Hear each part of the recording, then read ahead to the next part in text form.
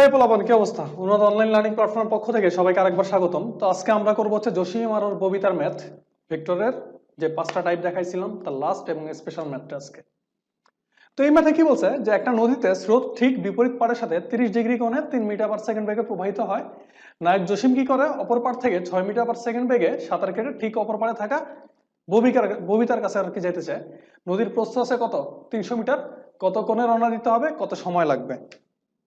দেখেন কোশ্চেনটা হচ্ছে এরকম। এই যে হচ্ছে আমাদের নদী, জসিম আছে যদি হয় এ পয়েন্টে, ঘটনা কি ঘটতেছে? স্রোত 30 ডিগ্রি কোণে রওনা দেয়। এখন বলতে পারেন ভাইয়া স্রোত কেন 30 ডিগ্রিতে রওনা দিতে হবে? আমরা তো জানি স্রোত সবসময় পাড় বরাবর রওনা দেয়। স্রোত কি কোনো সময় বেটা স্রোত কি তোর গার্লফ্রেন্ড রে যে স্রোত তোর অদা করছে যে এনে আমি সবসময় পাড় বরাবর রওনা দিব, 30 ডিগ্রি কোণেতে রওনা দিব না? পাড় বরাবর স্রোত যাওয়া এটা হচ্ছে অ্যাবনর্মাল কেস। কারণ বাতাস পুরো নদীর লম্বালম্বী নদীর সাথেই হচ্ছে বাতাস প্রবাহিত হবে, কারণ স্রোত ডিপেন্ড করছে বাতাসের উপরে। তো ওই বরাবর প্রবাহিত হইতেছে, প্রবাহিত হয়ে স্রোত অলওয়েজ হচ্ছে তোমার সমান্তরালে প্রবাহিত হবে, এমন তো আলাদা কোনো সময় বাতাস তোমার দেয় নাই। তো বাতাস কি করবে? বাতাস তো আড়াআড়ি ভাবে রওনা দিতে পারে, মানে প্রবাহিত হইতে পারে, এই দিক থেকে আড়াআড়ি ভাবে প্রবাহিত হইতে পারে। তো ঘটনা কি? ঘটনা হচ্ছে আমাদের বাতাস এবার 30 ডিগ্রি কোণে প্রবাহিত হইতেছে, বাতাসের সাথে স্রোত 30 ডিগ্রিতে প্রবাহিত হইতেছে। তো ম্যাথটা আমরা যদি উপাংশ ভাগ করে আমরা যেভাবে করে আসছি এভাবে করি, এই ম্যাথটা খুবই ইজি আসলে। জসিম কি করে? জসিম হচ্ছে 6 মিটার পার সেকেন্ড বেগে সাঁতার কেটে ঠিক অপর পাড়ে থাকা নায়িকা ববিতার কাছে যেতে চায়। প্রস্থ আছে 300 মিটার, তার মানে নদীর প্রস্থ হচ্ছে আমাদের 300 মিটার। সোজা এ পয়েন্ট থেকে ধরেন এটা বি পয়েন্টে যাইতে চায় জসিম। তো এ পয়েন্ট থেকে বি পয়েন্টে যাইতে চাইলে সে তো সোজা রওনা দিলে হবে না, তার রওনা দিতে হবে একটু বাঁকা। কারণ কি? ইউ আছে 30 ডিগ্রিতে, মানে স্রোতের যে বেগটা সেটা কত আমাদের 3 দেয়া আছে। তার মানে জসিম একটু বাঁকায় রওনা দিবে। ধরলাম সে আলফা কোণে রওনা দেয়। কত? জসিমের কত? v is equals to something something 6। তাহলে দেখেন এবার আমরা উপাংশ ভাগ করে ফেলি। ইউ এর উপাংশ পাড় বরাবর কত সেটা? একটা হচ্ছে ইউ cos 30, আর একটা কত এই বরাবর ইউ sin 30।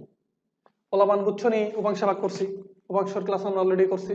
যদি কেউ না করে থাকি প্রিভিয়াস লেকচার দেখে আসো। ভি দিয়েছে 6, ভি এদিক বরাবর ভি সাইন আলফা, এদিক বরাবর ভি কজ আলফা। তার মানে এক্স বরাবর ভাগ হয়ে গেছে, ওয়াই বরাবর ভাগ হয়ে গেছে। এবার দেখেন ঘটনা, ইউ কজ আলফা আর ওইদিকে আছে, সরি ভি কজ আলফা আর ওইদিকে আছে হচ্ছে ইউ কজ 30। তো ঘটনা যেটা, যে সে যদি এই পয়েন্ট থেকে এই পয়েন্টেই পৌঁছাইতে চায়, তাহলে এই বরাবর কোনো এক্স আছে? কোনো সরণ আছে? সরণ নাই, মানে কোনো এস নাই। এস যদি না থাকে তাহলে আমরা লিখতে পারি U cos 30 plus V cos alpha. কি বলছি? এক্স বরাবর এস হিসাব করতেছে, যেটা হচ্ছে আমাদের এস ইকুয়ালস টু এইটা ইন্টু কি টি না, ইন্টু দিলাম টি, ধরে নিছি তার পার হইতে টি টাইম লাগে, ইজ ইকুয়ালস টু কত? 0। তার মানে এখান থেকে আমরা লিখতে পারি কি ইউ এর ভ্যালু কত? ইউ এর ভ্যালু দেওয়া আছে 3 cos 30, ভি এর ভ্যালু কত? 6 cos আলফা ইন্টু হচ্ছে আমাদের টি ইজ ইকুয়ালস টু কি 0। তাহলে কি লেখা যায়?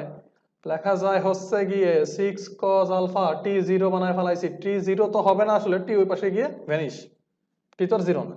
তাহলে 6 cos alpha is equals to 3 cos 30, কি হবে? মাইনাস হবে সামনে একটা। তাইলে cos alpha is equals to minus 3 cos 30। cos 30 এর ভ্যালু কত ভাইয়ারা? বাই 6, 3 দুগুণে 6। বলেন cos 30 এর ভ্যালু কত? cos alpha is equals to minus 1/2 into cos 30 value হচ্ছে 0 half 1/√2 √3/2 1 √3/2 হচ্ছে আমাদের cos 30 এর ভ্যালু। sin 60 এর ভ্যালু যা cos 30 এর ভ্যালু তাই। তাহলে sin 60 এর ভ্যালু কত? 0 half 1/√2 √3/2 1। তাহলে এখান থেকে আসবে হচ্ছে alpha is equals to cos inverse minus √3/4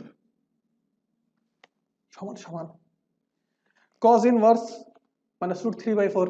1 থেকে 5 গুণবো, ক্যালকুলেটরে বসান, কত আসবে? 1 2 3 4 5। 115.65 ডিগ্রি, তার মানে তাকে 115.65 ডিগ্রিতে রওনা দেয়া লাগবে। 5.65 ডিগ্রি। এবার আসেন রিকোয়ার্ড টাইম, যে কত সময় লাগবে নদী পার হইতেছে। আমরা জানতাম রিকোয়ার্ড টাইম টি is equals to D by V sine alpha. এবার ভি সাইন আলফাটা কি? উলম্ব বরাবর যে বেগ, মানে লব্ধি যে বেগটা ছিল আমাদের, এইবার লব্ধি বেগ কত? উলম্ব বরাবর ভি সাইন আলফা হচ্ছে অপোজিট দিকে, ইউ সাইন আলফা তার অপোজিট দিকে, তাহলে এখানে লব্ধি কত? সে যেহেতু নদী পার হইতেছে, তার মানে ভি সাইন আলফাটা বড়, তার মানে একই রেখা বরাবর দুইটা বেগ কাজ করতেছে, ভি সাইন আলফা আর ইউ কস 30। তার মানে উলম্ব বরাবর আমাদের যে লব্ধি বেগ সেটা হচ্ছে V sine alpha, V sine alpha minus U sine 30। কেন বললাম যে আমাদের ভি সাইন আলফাটা বড়? কারণ সে কিন্তু পার হইছে, তার মানে ভি সাইন আলফাটা এখানে বড় হওয়া লাগবে, লব্ধিটা পজিটিভ। তার মানে টি রিকোয়ার্ড মানে প্রয়োজনীয় সময়, টি রিকোয়ার্ড ইজ ইকুয়ালস টু কি? ডি বাই এইটা, ডি কত এখানে? 300 ডিভাইডেড বাই ভি কত? ভি জানি হচ্ছে 6, সাইন আলফা আমরা অলরেডি বের করছি 115.65, 115.65 মাইনাস হচ্ছে ইউ কত? ইউ দেওয়া হচ্ছে 3। কার বেগ? স্রোতের বেগ। কোন দিক বরাবর? 30 ডিগ্রি বরাবর। সাইন 30, সাইন 30, তাইলে অ্যান্সার আসবে হচ্ছে, ক্যালকুলেটরে বসান, ক্যালকুলেটরে 1 থেকে 5 গুনবো, 1 2 3 4 5 6 7 8 9 10 বসিয়েছেন। অ্যান্সার আপনারা কত পেয়েছেন?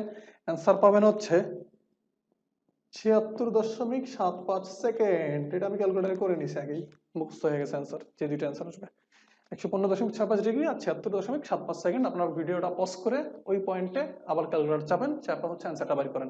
তাহলে আমাদের এই দুটো জিনিস জানতে চাইছিল, এই দুটো জিনিস আমরা বের করে বলছি। তার মানে মেইন থিম কি বুঝছেন? মেইন থিম হচ্ছে উপাংশে ভাগ করে নিতে হবে সোজা হিসাবে, এক্স আর ওয়াই বরাবর উপাংশে ভাগ করেন, তারপরে আল্লাহ হাফেজ।